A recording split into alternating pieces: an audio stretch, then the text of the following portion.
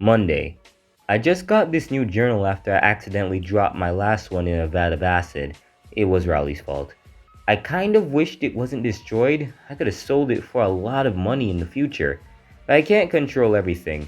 Mom would probably say that it wasn't Rowley's fault or that it's all a part of God's plan. But I don't think God would have time to plan on a random teenager dropping a book. Apparently, everything nowadays is God's plan, so that makes me feel a little less bad for people born in France. Speaking of France, the French exchange student tried to sit next to me last week. I discreetly escaped that situation. Je peux m'asseoir ici? Get away! I'm smooth, I know. Anyways, today was a pretty normal day. I went to school, fell asleep in math class, dreamt about Holly Hills, and woke up sweating an hour later, not knowing where I was. The reason I slept for so long was because Albert Sandy wasn't here today. He normally wakes me up at the end of class and gives me a photo of his notes, but I guess he was sick today. That's a shame. I could really use his notes. They're the only reason I have a D and not an F. He also makes some rather interesting Overwatch fan art in the margins, but that is not totally relevant. I don't really need those though. I've got a pile of them at home. They keep me entertained. Tuesday. Albert Sandy wasn't at school again, so I made sure not to fall asleep in math class. Unfortunately, I need that nap to get through the day, so I ended up falling asleep in history, but for half of the amount of time I'm normally asleep during math. A few other kids were missing today too. Rowley said he thinks everyone is at home playing video games with their mommies and daddies. Just saying those words earned him a punch in the shoulder, but I was too tired to hit him. I didn't think the kids were playing at home with their parents. My main reason for thinking that is because playing video games isn't something parents do. In fact, my parents are against gaming. One time my dad heard me steal a car in GTA, and it didn't end well. Susan, get the whip! I asked some friends of the missing kids at school if they've heard from them recently, and the answers were varied. But the latest someone heard from one of the missing kids was Friday afternoon when Chirag Gupta walked home and saw Albert Sandy across the street. Apparently, he looked normal. However, one detail did stick out. Chirag said that Fregley was there too. Now, Fregley does often go for walks all around Plainview after school because he forgets what street he lives on, and has ended up in some bad parts of town. I was in a gang war! If there's a kidnapper though, it isn't Fregley. He would never be able to kidnap anyone. Plus, he's skinnier than me, which is almost impressive. Plus, Albert Sandy is almost double his Fregley's size. It seems to me like I have to solve this case myself, because I know the cops won't. They're useless. A bunch of them played a game called Taser Tag last week, where they just go around and shoot each other with their tasers. Apparently, the handles for tasers and pistols feel very similar, and now we're down 10 officers. What dumbasses. They also eat practically only Pez. You know, that candy that comes out of the little dispenser? I always get super nervous when I'm around them because I think they're going to accidentally pepper spray me instead of giving me some of their Pez. Friday. I'm gonna be honest, I stopped caring about the whole missing kids thing. The new update for Twisted Wizard came out on Tuesday, so I've just been playing that basically for 2 days straight, and not asking about the missing kids. However, I started caring about them again when I went to school and was one of 19 people in my math class. There are normally 28. Something's definitely up. I went to see Fregley after class. He usually hangs out in the janitor's closet on the first floor for 10 minutes after everyone's let out to avoid the crowd. Some people think he's doing something that I won't talk about in case mom looks at my journal. But I know if he wanted to do that, he'd just do it in public. He has done it in public multiple times. It's caused multiple outbreaks of various infections in my school. Damn, this nigga low-key has STDs. When I was walking to the janitor's closet though, the craziest thing happened. Holly Hills came up and talked to me. She said, "Hi Greg." That's right, Greg, not Fregley. Greg! It took me by complete surprise. I never expected to talk to Holly Hills ever again, but life is strange. Holly said that she heard I was talking about the missing people and that she thinks there's probably a stomach bug going around. Then she asked if I had played the new Twisted Wizard update yet. I had no clue she was a fan. We talked a bit about it, but she had to go to cheerleading practice a few minutes later, so we parted ways and I walked home with Rowley. Girls poo! Yeah, dumbass. Sometimes I wonder why I still hang out with this guy. Saturday. This morning, as I was eating my breakfast, I realized I forgot to talk to Fregley about the missing kids after I talked to Holly yesterday. My mind was not on the investigation, and it wasn't there until I saw my journal on the kitchen counter this morning. I think Manny must have taken it out of his room while I was asleep and read it. It wouldn't be the first time. That's why I don't make drawings of Judy Hopps in it anymore. Since I missed him yesterday, I figured I'd go over to Fregley's house today to interrogate him. It may be difficult to get any information out of his thick skull though, so I brought Rowley so that we can do a good cop slash bad cop. Rowley wanted to be the good cop, which did not surprise me. He's such a sissy. He wouldn't know how to be tough if they taught it as a class. In fact, he'd fail the class and have a mental breakdown like when he was the last person to be picked in dodgeball. On our way to Fregley's house, Rowley and I came across a vacant snow fort in the middle of an empty lot. We walked over to it, and it turned out it wasn't vacant. Baby Gibson was sitting in it. I wasn't surprised he was there. Whenever I check to see if a snow fort is empty, Baby Gibson is sitting there. I don't think I've ever seen him anywhere but in a snow fort during the winter. That made me think that maybe he saw something to do with the missing kids. But when I asked him, he spoke in some weird demonic language that I didn't understand. Dami Fritura. Sure. Well, I have no idea what that means, so I gave him a firm smack in the face, and he told me, stick a flagpole up my ass. My first problem with that statement is that he assumes I can fit one up there, and my second is the fact that it came from what I assumed to be a baby. But now I know how to fix Baby Gibson. I asked him if he knew anything about the missing kids, and he said he might. He told me that he saw someone dragging a body around the house of one of the missing kids, but right when he was about to describe the person, a bunch of small children jumped into the fort and attacked us. Rowley and I managed to escape, but I can't say the same about Baby Gibson. When we looked back at the fort, the only thing we could see was smoke and the occasional bunch of blood spraying out. We decided we didn't want to see the aftermath of the attack, so we just went back home. I did not feel like going back outside today with the pack of crazy, murderous children on the loose. I'll just wait until tomorrow when they are more calm. Monday. It rained yesterday, so I decided to take a day off from investigating. I just watched the Samsung with the new virtual assistant on repeat all day. At one point, Mom walked in and I heard her mention disowning me. I no longer support Apple. I didn't want to get soaking wet walking over to Fregley's house yesterday. Plus, I was pretty invested in what I was watching. I'll probably just go to his place after school. Speaking of school, Rowley is not here today. I'm sure he's fine, but I'm still nervous. When school ended, I went to wait for Fregley outside the janitor's closet. Holly Hills ended up walking by, and she went up to me and told me that she now believes that there really is something sketchy going on with the missing kids, and that she wants to help me with the investigation. That is good news for me. I may have just lost my partner, so I need a new one to help me save him. I really should have said that.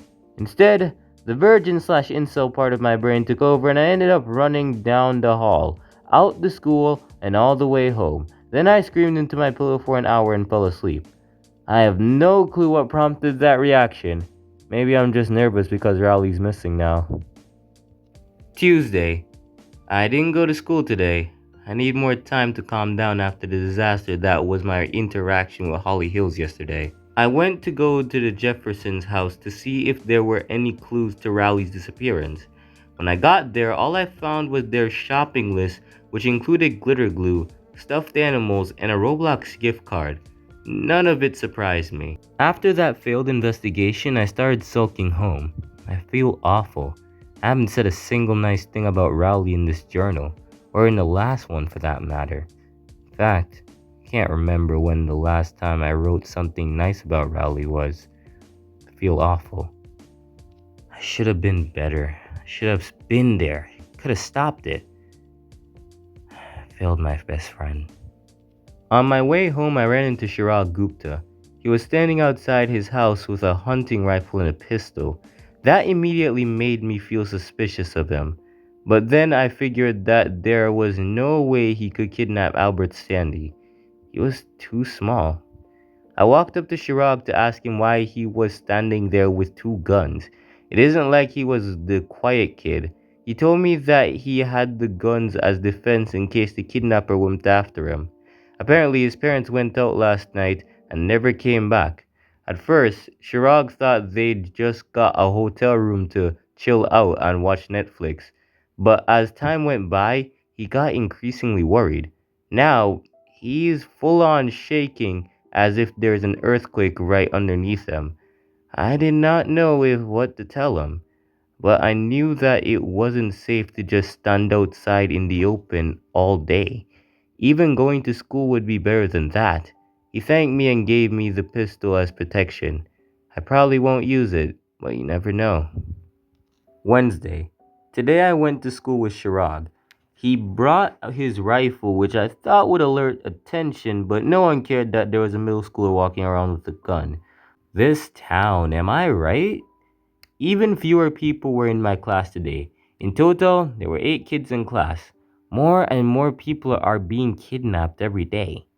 Chirag went to the bathroom during the afternoon and he didn't come back to class. My teacher asked me to go check on him to make sure he wasn't taking part in our school's illegal baby wrestling club, but all I found was a puddle of blood. I shouldn't have told him to come to school. I bet he had had as bad as a bathroom experience as me last year. I went over to Fregley's house after school. He was just standing outside, staring at the sun. I took him into his bedroom so that I could finally interrogate him in a more private setting. At first, he kept sweating and saying he didn't know anything. Then I made him a deal. I pulled out a bag of jelly beans from my backpack and told him that if he gave me all the information he knew, I would give it to him. Fregley instantly grabbed them and ate them all. Then he had a sugar rush. I'm going Joker Brain! He chugged his lava lamp and jumped out of his window and ran into the woods behind his house. I guess I'll just have to try interrogating him again another time. Holly and I skipped school today to search Fregley's house for any clues while he was gone. It was pretty uneventful. There were a bunch of sticky notes all over the place with the words "Do not tell" scribbled onto them. He must have put them all there during his sugar rush yesterday. That confirmed one thing for me. Fregley definitely knows something. Holly felt uneasy throughout the search. She seems to be taking all of this really hard. Harder than me at least. She left a little early, but I kept searching. I gave her my pistol to make her feel safer before she left. A little while after she left, I ended up finding a drawer full of piss and snot. His lack of hygiene is probably why he hasn't been kidnapped yet. That and the fact that he's just weird. Why are you panting? When I got home, I was greeted by quite the sight. Manny's dead body was stapled to the front door. He was disemboweled and his guts were on the floor below him. His arms and legs were all broken. He had a bullet hole in his head. It was some Tarantino moviegoer on my front door. But hey, if it was going to happen to anyone in the family, I think everyone would have had to agree that it would be best if it happened to Manny. Friday. Remember 2 days ago when I said that there were 8 kids in my class? Today there were 3. Not even the teacher was there. I just took a nap in class. I ended up having a dream and waking up, sweating buckets. The other guys in my class were sweating too. I bet that was because they're members of the illegal baby wrestling club though. Maybe they tried to get a mean baby into the ring. During my nap, I dreamt about the case. In my dream, I saw the faces of some of the kids that were kidnapped. Shirag, Albert, Sandy, Rowley, they were all there. They were scared. I couldn't help them in the dream. I have to help them in real life. I will save them. After school, I went to Fregley's house again to interrogate him. Holly couldn't come this time, though. She has cheerleading practice on Fridays. It was just me and Fregley, or so I thought. When I got to his house, the door was open. The lock had been broken, so I assumed that someone had kicked it in. I walked up the stairs towards Fregley's room when I heard shouting coming from it. It was Fregley insisting that he didn't say anything and that whoever he was talking to could trust them. He was crying. Then there was silence for a bit, followed by a gunshot. I saw Fregley's body fall onto the floor. He was right in front of me. I ran into the bathroom as quickly as I could. It didn't feel like I was running there. It was just basic human instinct taking control of my mind and body. I locked the door and sat on the floor. Not long later, the person who shot Fregley, the kidnapper, slid a note underneath the door. Sunday. I stayed in Fregley's bathroom yesterday for 2 hours. Eventually, I ran home at full speed. When I got back, didn't leave my house at all. I barely left my room. I just sat at my desk thinking about the case, thinking about why I chose to investigate it. Why did I choose to investigate it? I shouldn't have. Maybe if I didn't, Rowley would have not gotten kidnapped. Maybe Manny would still be alive. I hated him, but I hate missing him even more. This case is driving me as crazy as an edgy white teenager after watching Joker. I had to go out today though. The town's having a big charity concert where the money's going to the families of the kidnapped people. That's what they say, at least. But at least half of it is probably going to go to the mayor and the other half to the mob in this terrible town. Anyways, I'm about to go to the concert. I'll write about how it went. I am very angry. I'm sitting at home alone and fuming. I should probably tell you why. The concert was going fine at first, then about halfway through it was time for Loaded Diaper to perform. Mom went up onto the stage to film the performance. During the second verse of Exploding Diaper, I noticed the Hills family in the crowd. I decided that I would go approach Holly because she is just so amazing. On my way there though, the stage exploded. It was awful. Everyone on it, including Mom and Roderick, were turned into pieces of flesh that were launched towards the crowd. Roderick's hand landed beside me. He was still holding a drumstick. Everyone ran from the stage except for me. I just stood there, staring at the rubble where my mom and brother were only seconds ago. I stood there, and I knew that the person that had been kidnapping all the people in town was who did it. I'm not going to draw the scene. I don't want to see it again. Dad drove home without me, so I took the bus back home. On the way to the bus stop, I saw Dad's car parked at a bar. The bus stop was about a mile away from my house, so I walked the rest of the way. During the walk, I saw a snow fort. When I looked inside it, I was shocked to see baby Gibson there making paper airplanes. I thought he was dead. I asked him how he survived, but he just said the same weird thing as before. I smacked him, and sure enough, it worked again. He told me that the smoke was actually from a smoke grenade that he threw on the ground, and he beat up all the small hyper children while they couldn't see anything. Then he told the kids to tell whoever sent them that he died, or else he'll beat them up again and eat their candy. Apparently, they ran away pissing and crying after he said that. I must say, Baby Gibson is badass. He would do well in the school's illegal baby wrestling club. Maybe I should sign him up for the next tournament. Then I remembered why I went to see Baby Gibson in the first place. He saw the kidnapper. I asked him to describe them, but even after hearing the description, I wasn't sure who he was talking about. So I grabbed one of the paper airplanes Baby Gibson had made and told him to draw the person they saw. When he was done drawing, I immediately recognized them. Monday. I was given the day off school today because of the deaths of Mom and Roderick. I only got one day off though, but that is fine. I won't be skipping school at all this week. I have to make it seem like I'm not working on the case anymore. I told Holly I wasn't so that she wouldn't kill me or Dad. To be honest, I don't know why she decided to keep me around. She's had plenty of chances to kill me throughout the investigation. Maybe she likes me. I used to hope she did.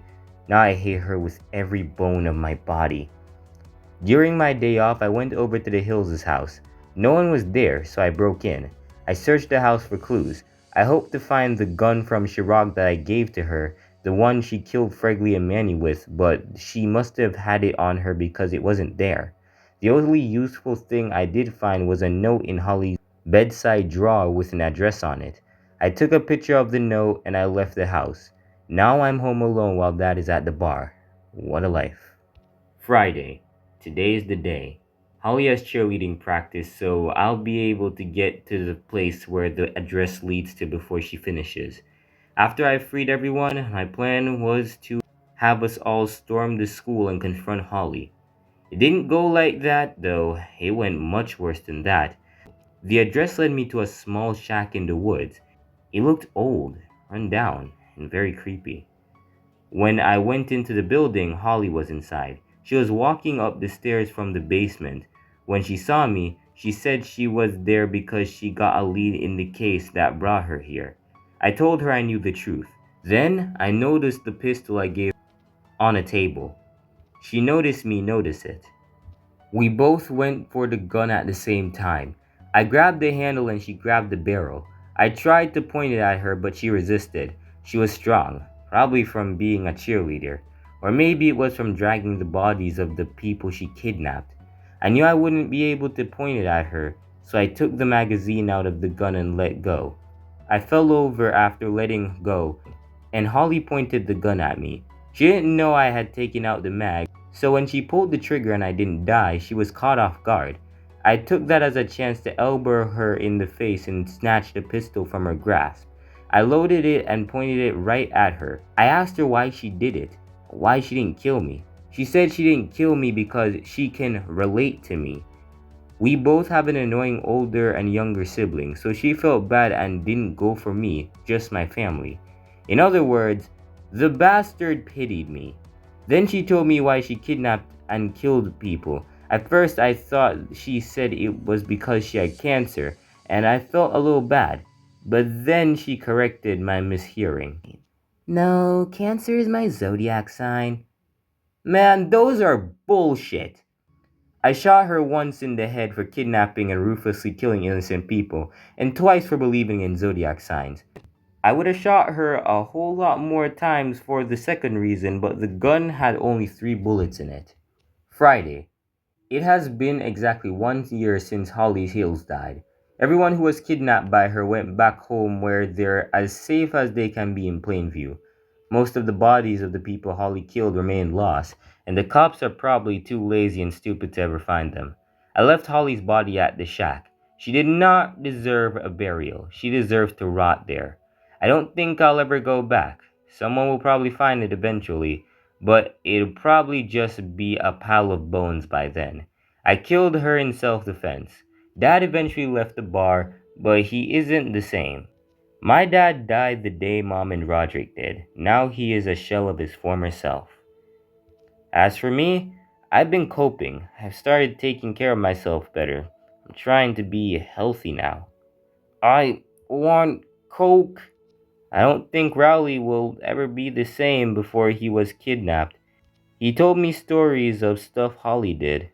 I won't go into detail about any of them, but I will tell you that it involved alarm clocks and mayonnaise.